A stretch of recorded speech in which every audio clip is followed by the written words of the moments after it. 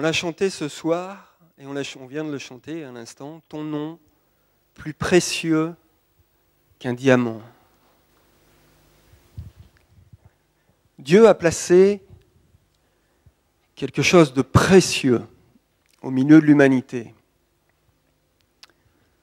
Un nom. Un jour, un homme s'est écrié «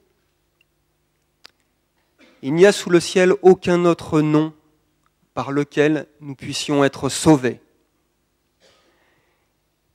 Il avait une foule devant lui et il s'est écrié avec force devant ceux qui l'accusaient aussi.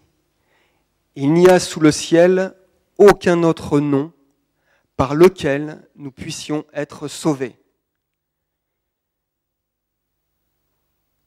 Il situe dans ces paroles sous le ciel.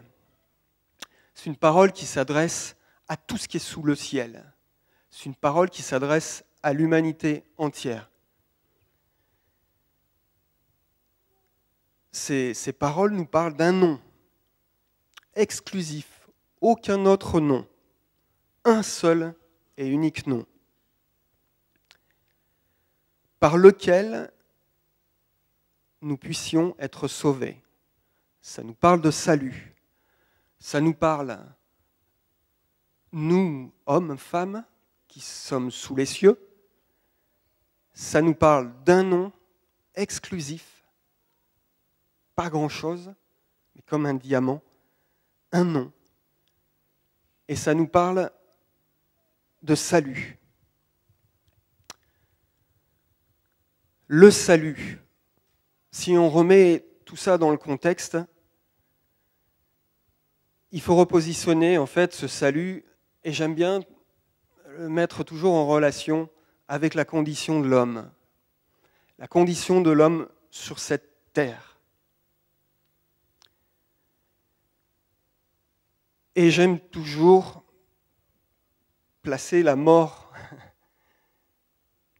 devant les yeux d'un auditoire pour faire peut-être plus briller la vie qui nous est donnée en Jésus-Christ. Et la condition humaine est marquée par cette mort. On a pu l'aborder dans des prédications passées. Elle nous environne. On peut l'occulter, on peut chercher à la repousser, mais elle nous environne. Si je vous disais par exemple, j'ai entendu ce soir en arrivant à la radio sur France Info une information bouleversante. Un cargo serait bloqué aux abords d'îles indonésiennes. L'équipage est en quarantaine, 30% de l'équipage est déjà mort. Il y aurait, d'après les spécialistes, un virus, le virus H1N1, qui se serait développé, muté, et qui serait devenu fulgurant. Les gouvernements sont inquiets et ils craignent une pandémie fulgurante qui se répandrait sur la Terre. C'est une fiction. Je n'ai pas entendu ça, vous n'avez pas entendu ça ce soir. Mais, oui, ça pourrait arriver. Parce que, déjà, il y a un précédent, et parce qu'une pandémie, les spécialistes les craignent.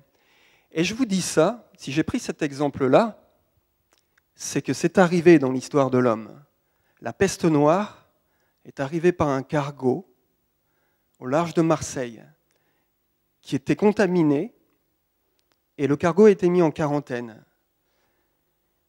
Et le problème, c'est qu'il devait rester 40 jours, mais qu'à l'intérieur de ce cargo, il y avait la mort, mais il y avait aussi des biens, des richesses, il y avait une cargaison. Et l'armateur qui était sur Marseille a organisé, a soudoyé certaines personnes, certaines autorités, pour faire entrer le bateau, avec sa cargaison précieuse qu'il voulait récupérer, mais en faisant rentrer le bateau, il faisait rentrer la peste dans Marseille. Et la peste s'est répandue, c'était une pandémie, sur toute l'Europe. Elle a fait en France 41% de victimes. 41% de la population française est décédée suite à cette peste, la peste noire, au XIVe siècle. Ça s'est répandu en quelques années, ça a décimé pratiquement un Français sur 2. Vous voyez que même si c'était une fiction, mon premier exemple, il y a déjà un précédent, et à bien y regarder, ça pourrait nous atteindre très vite. La mort peut faire des ravages très rapidement. Blaise Pascal disait, au XVIIIe siècle, Blaise Pascal c'était un philosophe chrétien, il disait à propos de la condition humaine, ils sont tous dans les chaînes et tous condamnés à mort, en dehors de la grâce. C'était un chrétien et il défendait la foi chrétienne. Ils sont tous dans les chaînes et tous condamnés à mort. Cette voix a retenti un jour dans l'histoire de l'humanité au travers de Pierre. Il n'y a sous le ciel aucun autre nom par lequel nous puissions être sauvés. Là, on parle de maladie, mais il y a la mort aussi qui peut s'installer dans une âme et faire des ravages, l'isoler, la mettre à part par le mal qui est en elle et la détruire petit à petit dans son coin. La mort peut faire des ravages comme la peste peut rentrer dans un pays. L'esprit de la mort peut rentrer dans un cœur et faire des ravages sans que personne s'en rende compte, discrètement, et détruire une personne. Il n'y a sous le ciel aucun autre nom qui ait été donné parmi les hommes par lequel nous puissions être sauvés. Un nom, rien qu'un nom. C'est étrange, rien qu'un nom. Pourquoi un nom ? Qu'est-ce qu'il y a dans ce nom ? Quel est ce nom si précieux, si infime au regard de l'humanité ? Un seul nom. On a tous un nom ici. On a tous un nom. Un nom. Un nom a été donné aux hommes comme une porte, un accès au salut, pour passer de la mort à la vie, comme un passage. Un nom. Pourquoi un nom ? Un nom est toujours chargé et véhicule des idées, une histoire ou pas d'histoire, selon que vous connaissez ce nom ou pas. Si je vous dis Napoléon, ça va vous amener à quelques images, ça va vous amener à certaines choses. Un nom est chargé. Si je dis Manotone, si je vous dis Manotone, ça évoque quelque chose ou ça évoque pas forcément quelque chose ? Moi, ça m'évoque quelque chose. Mais par contre, pour Sabrina qui est assise à côté de Manotone, Manotone, ça a une signification aussi, peut-être beaucoup plus importante que pour moi. Un nom est chargé et véhicule quelque chose, une référence. Quand vous avez un enfant, quand vous attendez un enfant, vous allez lui donner un nom. Un nom. Et vous n'allez pas laisser un inconnu donner un nom à cet enfant pour vous. Il y a dans le nom que vous allez donner à cet enfant une charge d'émotions, de sentiments, en relation avec la signification de ce nom, ce qu'il évoque pour vous.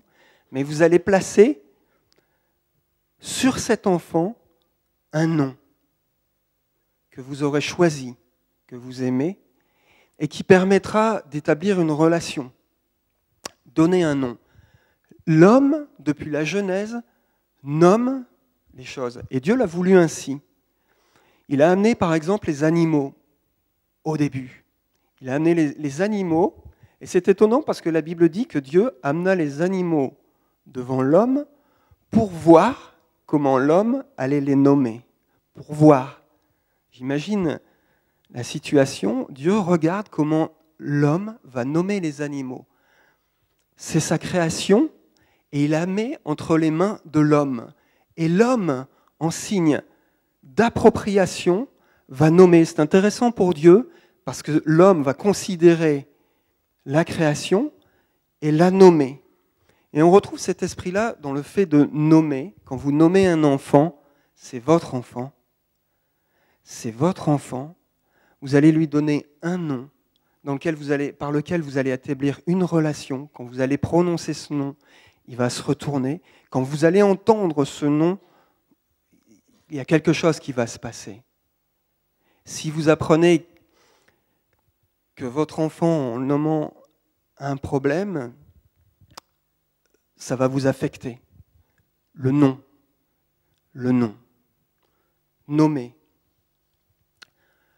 Au passage, c'est intéressant de remarquer dans la Bible que Marie, qui a eu Jésus, c'est pas Marie qui a choisi le nom de Jésus. C'est Dieu qui lui a dit « tu l'appelleras ». Et là, tu l'appelleras Emmanuel, tu l'appelleras Jésus, parce qu'il appartient à Dieu. Nommer. Je voudrais revenir à ce texte de Actes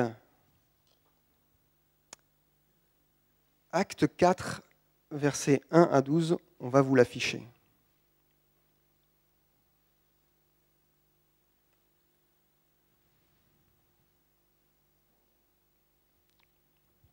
Et je voudrais qu'on le lise ensemble. D'abord, je voudrais vous placer dans le contexte.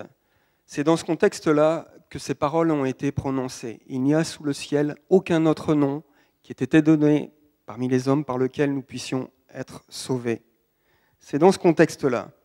Le contexte, c'est Jérusalem, c'est Pierre, les disciples, c'est le Sanhédrin. Le Sanhédrin, c'était un groupe religieux, juif, qui était chargé de veiller à la loi, au temple, au partage de la loi, et qui était juge aussi au niveau de Jérusalem.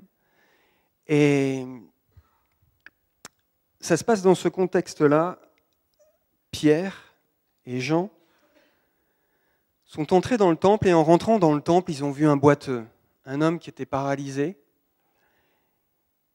Et au nom de Jésus, cet homme s'est relevé. Par la foi dans le nom de Jésus, cet homme s'est relevé. Et ça a fait ça s'est propagé, cette nouvelle, dans Jérusalem. Parce que les hommes connaissaient cet homme, enfin les habitants de Jérusalem connaissaient cet homme parce qu'ils allaient régulièrement au temple et qu'ils le voyaient, il était toujours à la porte du temple, il était paralysé. Et là, cet homme s'est levé, est sorti, est entré dans le temple et a manifesté sa joie. Et ça fait une traînée de poudre dans Jérusalem. Tout le monde était informé de cette histoire. Le problème, c'est que ça a éveillé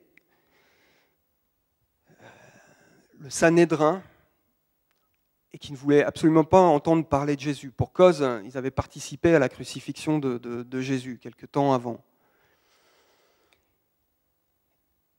Et alors que Pierre et Jean sont en train de s'adresser à la foule, ils parlent de la résurrection. Ils parlent de cette puissance qui est en Jésus et de la résurrection de Jésus-Christ. Ils parlent au peuple de cette volonté de Dieu de communiquer la vie. Et ils enseignent le peuple sur la résurrection des morts.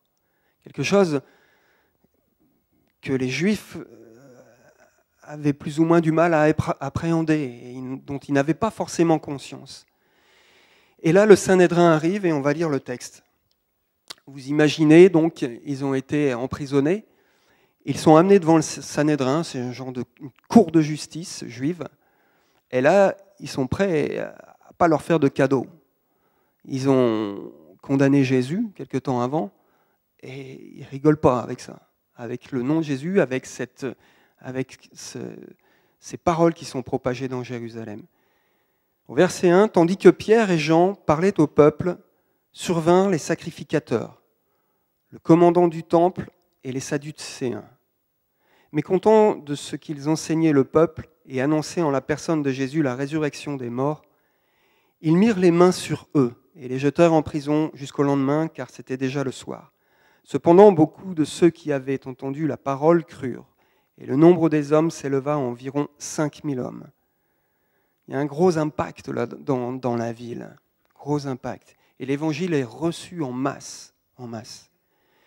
Le lendemain, les chefs du peuple, les anciens et les scribes s'assemblèrent à Jérusalem avec Anne, le souverain sacrificateur, Caïphe, Jean, Alexandre et tous ceux qui étaient de la race des principaux sacrificateurs.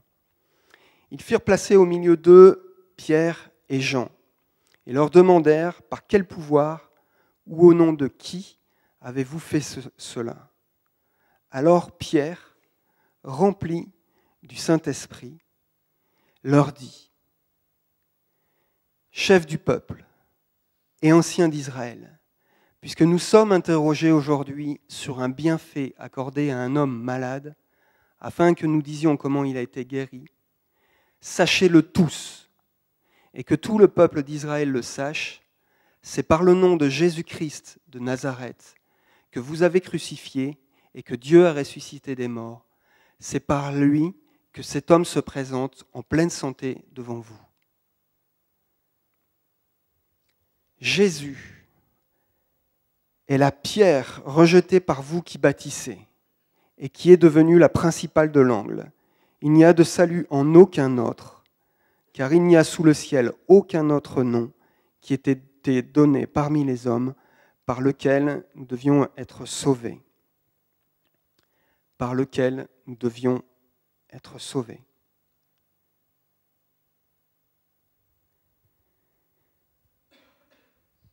Le nom de Jésus-Christ est chargé d'une puissance. Le nom de Jésus-Christ est le nom de Dieu. Au travers de la Bible, l'homme s'est souvent interrogé sur le nom de Dieu. Quel était le nom de Dieu ? Et c'est étonnant, mais dans la Bible, on voit une multitude de noms pour Dieu. On parle de Elohim. Elohim, c'est le Dieu de la Genèse. C'est le premier terme qui est employé pour Dieu dans la Genèse. Et ça nous montre au travers de ce terme la grandeur de Dieu en termes de créateur, au travers de la création. Le nom d'Yahvé aussi est un nom donné à Dieu.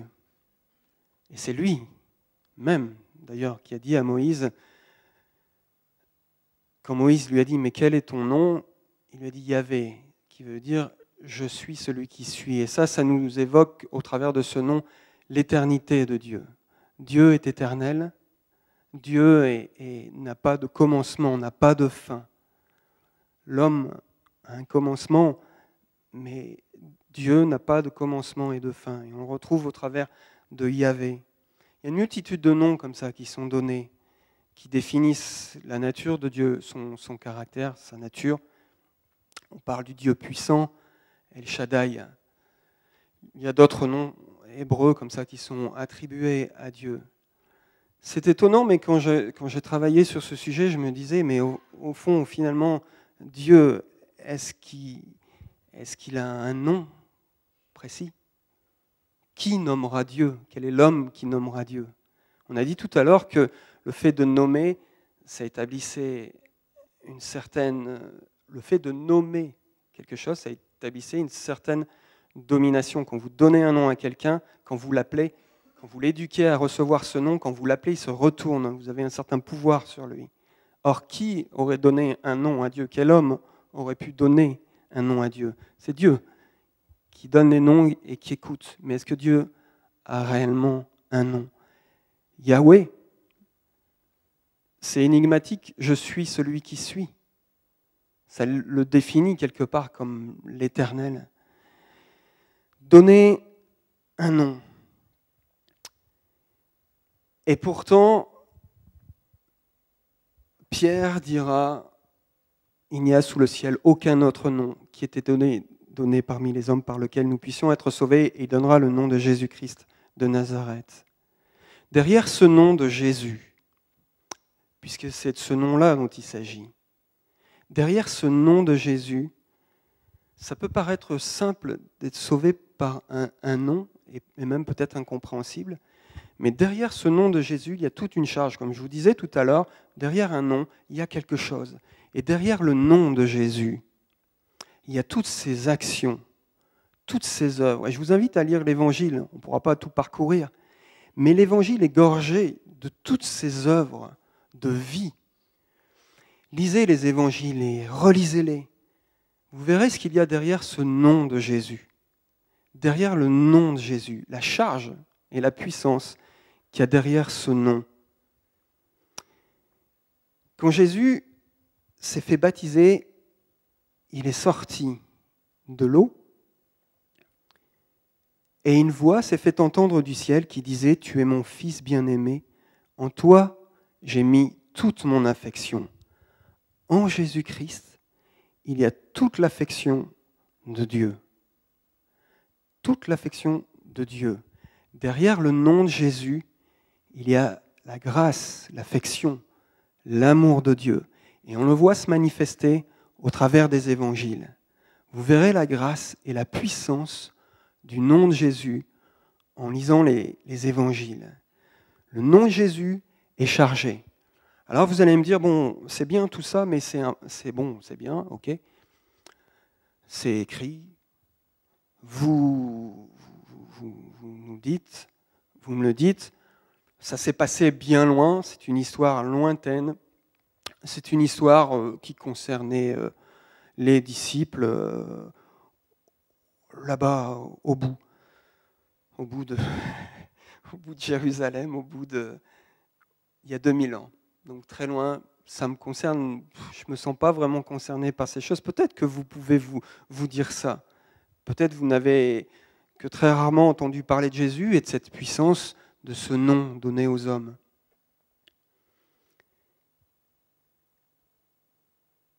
Celui-ci est mon fils bien-aimé, tu es mon fils bien-aimé, en toi j'ai mis toute mon affection. C'est une parole qui s'est fait entendre du ciel.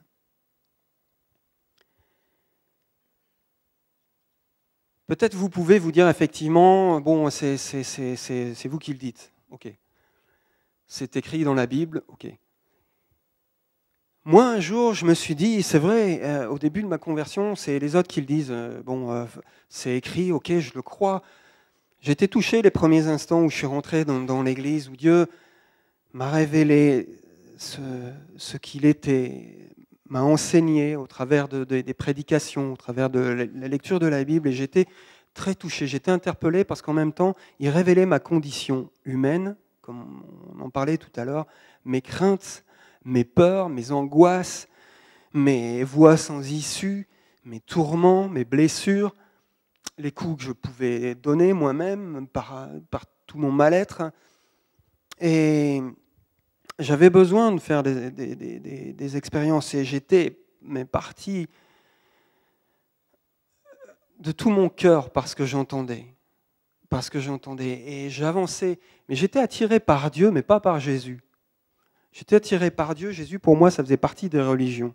C'était le monde des religions. Dieu était au-dessus de l'univers, de tous les hommes. Il était le créateur. Ça me parlait beaucoup plus que Jésus qui s'adressait à une religion. Et j'ai fait plusieurs expériences par rapport à Jésus-Christ. La première, j'en ai fait 3, on va dire. La première expérience, ça a été de découvrir que ce qui était écrit dans ce livre, c'était la vérité, parce que je le voyais s'accomplir dans mon être. Je vais vous expliquer ce qui s'est produit. Un jour, alors ça faisait quelques mois que j'étais engagé à aller à l'église, écouter les prédications, et je voulais aller plus loin, toujours plus loin. J'avais soif, je voulais tout entendre, je voulais tout connaître de la parole de Dieu. J'aurais voulu qu'on me rentre la Bible dans le cerveau et que je sois la plénitude de la connaissance. Mais ce n'était pas possible. Et j'avais besoin d'apprendre. Et Dieu nous enseigne petit à petit à apprendre au cours de notre cheminement. Et j'étais attiré par ce Dieu fort, puissant, mais Jésus-Christ, Bon, je disais, ok, ouais, ça fait partie de tout ça certainement, mais Dieu. Et je voulais tellement avancer, et un jour, j'ai senti qu'il n'y a plus rien qui avançait. Je ne pouvais plus avancer, comme si j'arrivais à une limite. Et je ne pouvais plus avancer. J'avais le sentiment que je butais, et je n'arrivais pas forcément à mettre des mots sur ce que je vivais, mais ça créait un mal-être. Jusqu'à tel point que j'ai dit, bon, c'est terminé, j'arrête tout. Terminé l'église, terminé, j'arrête tout. J'arrête tout. Je suis rentré chez moi un soir, et je me suis dit, c'est terminé, j'arrête tout. Je me suis assis sur mon lit, et là, je me suis dit, j'arrête tout, ouais, j'arrête tout, j'arrête tout. J'arrête tout. J'en ai assez, ça mène à rien. C'est une voie sans issue, je suis sur un mur. Ça mène à rien, tout ça. Ça mène à rien. Et il y avait au fond de moi-même un tumulte. Je voulais aller plus loin, mais il y avait comme un mur sur lequel je butais, je butais, je butais. Et à tel point que ça crée une souffrance en moi quand j'étais assis sur ce lit, j'ai fait comme un retour sur moi-même. Et je me suis dit, mais derrière moi, c'est des décombres, ça n'a pas de sens.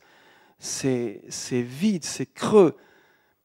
C'est un passé compliqué, c'est de la souffrance. Alors que dans cette église, j'entends parler de quelque chose qui me nourrit. Je dis, je ne peux pas me retourner en arrière, c'est la folie. Et en me retournant en arrière, j'ai vu ma misère et je me suis dit non. Et là, j'ai été saisi jusqu'aux larmes. Et j'ai fait un demi-tour à nouveau spirituel. Je me suis dit, Et à ce moment-là précis, dans ce moment de souffrance, à ce moment-là précis, il est descendu cette parole et ce nom, Jésus. Tout simplement comme si c'est difficile à exprimer, mais comme si ça descendait du ciel. Et que le nom de Jésus descendait avec une grande douceur et venait se poser dans mon cœur, et instantanément, j'ai retrouvé cette paix. Et c'est comme si des portes s'ouvraient, et là, j'ai pu continuer dans ma vie spirituelle. J'ai pu continuer dans ma vie spirituelle, et j'ai compris ce que j'avais déjà lu sans jamais vraiment le comprendre, mais cette porte, ce seul passage, parce que Dieu est saint et pur, et que l'homme, quand bien même Dieu l'appelle à venir vers lui, il y a une limite, et que cette limite, on ne la franchit que par le nom qu'il a donné aux hommes, la porte, le chemin, Jésus-Christ de Nazareth. Parce qu'il n'y a sous le ciel aucun autre nom qui ait été donné parmi les hommes par lequel nous puissions être sauvés. Ça, c'est une première expérience que j'ai pu faire. J'ai fait une deuxième expérience, et je l'ai déjà racontée, mais j'aime beaucoup la partager. Parce que là, c'était dans un moment de souffrance. Je pense qu'on avance au travers de la souffrance. Et Dieu écoute nos révoltes, il écoute nos cris. Il n'est pas indifférent à nos cris, nos souffrances et nos révoltes. Et là, c'était par rapport à ma petite fille, je l'ai déjà dit, Flavie avait été malade, elle était souffrante, elle avait un problème au niveau de l'estomac, ça brûlait son œsophage, il fallait l'opérer, c'était 8 heures d'opération, c'était ouverture du thorax, les côtes, on écartait les côtes, il fallait la rééduquer après, c'était un truc qui se profilait à l'horizon, qui était pour moi épouvantable, je la voyais à chaque fois qu'elle mangeait vomir, rejeter tout ce qu'elle prenait pas de poids, elle avait 2-3 ans, c'était il y a une douzaine d'années. Et là, moi, j'en pouvais plus. J'étais seul à la maison, j'en pouvais plus. J'avais quelques années de conversion, vous voyez. Donc, j'avais fait des pas, hein, j'avais fait des progrès certainement dans la connaissance de Dieu. Et pourtant, par rapport à Flavie, je la voyais la vomir, mais je me disais, c'est pas possible. Seigneur, j'ai dit, c'est pas possible. Et là, dans un moment de désarroi et de colère mélangée et de peine et de souffrance, j'ai pris cette Bible, j'ai pris la Bible que j'avais dans la main, je me vois encore, et j'ai dit là, Dieu là, il est écrit qu'au nom de Jésus, les malades seraient guéris là. Au nom de Jésus, au nom de Jésus. Il est écrit au nom de Jésus que les malades seraient guéris. Au nom de Jésus. Alors j'ai dit, si ma fille n'est pas guérie, c'est que ce qui est écrit est faux, et que Jésus n'est pas ton fils.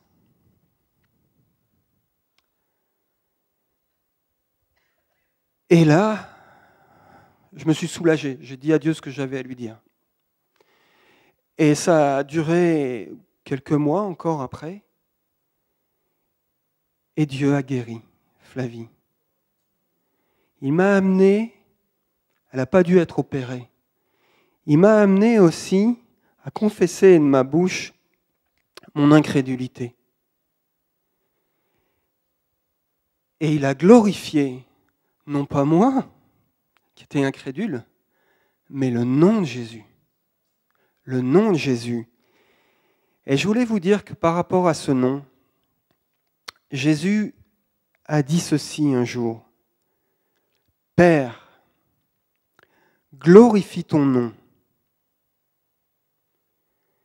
Glorifie ton nom. Et une voix vint du ciel, la même qui avait dit, celui-ci est mon fils bien-aimé en qui j'ai mis toute mon affection. Une voix est venue du ciel et a dit, je l'ai glorifié et je le glorifierai encore. Père, glorifie ton nom. Je l'ai glorifié et je le glorifierai encore. Et dans ce encore, il y a un encore pour vous. Il y a eu un encore pour moi et il y a un encore pour vous. On a chanté tout à l'heure, le nom de Jésus est précieux. Parce que derrière ce nom, il y a toute l'affection de Dieu et la gloire de Dieu. Et ce nom, le Père l'a glorifié et le glorifiera encore. Et le glorifiera encore.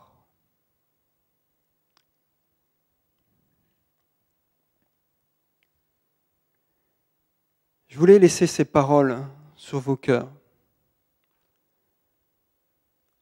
On pourrait peut-être reprendre le chant, le premier qu'on a chanté, « Ton nom est grand, ton nom est saint », si vous voulez vous approcher.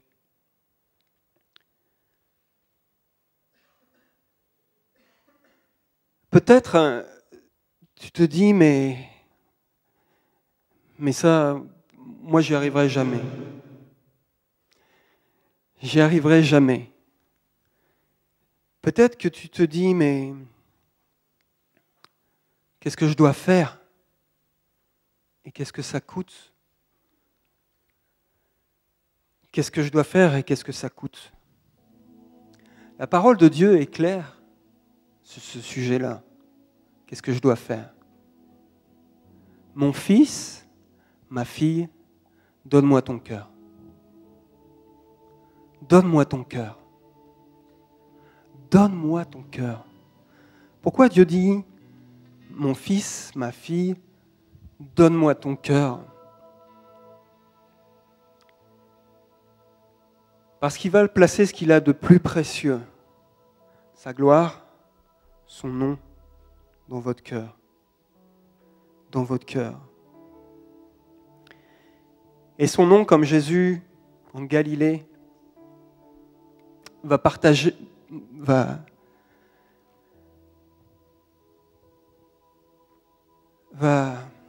visiter tous les recoins de votre cœur et faire une œuvre de salut dans votre cœur. Une œuvre de vie, une œuvre de résurrection. Ce nom est pour tous les hommes. Il n'y a sous le ciel aucun autre nom qui ait été donné parmi les hommes par lequel nous puissions être sauvés. Je vous invite à croire dans ce nom. Celui qui croira au Seigneur Jésus, au nom du Seigneur Jésus, et dans ce nom, il y a tout Dieu, il y a tout de Dieu, sera sauvé. Sera sauvé. Et le salut est bien plus grand que la paralysie du boiteux qui était à l'entrée du temple. Mais Dieu veut commencer par là pour vous montrer sa puissance, à régler, à agir sur les problèmes. On ne peut pas dire que c'était un petit problème, il était paralysé, assis. Mais dans les petites choses de la vie, Dieu peut agir dans vos vies. Si vous vous approchez au nom du Seigneur Jésus, si vous vous approchez de ce nom, si vous vous approchez de lui. Et Jésus ne s'est pas arrêté là. Il a pris ses disciples, ceux qui étaient attachés à son nom.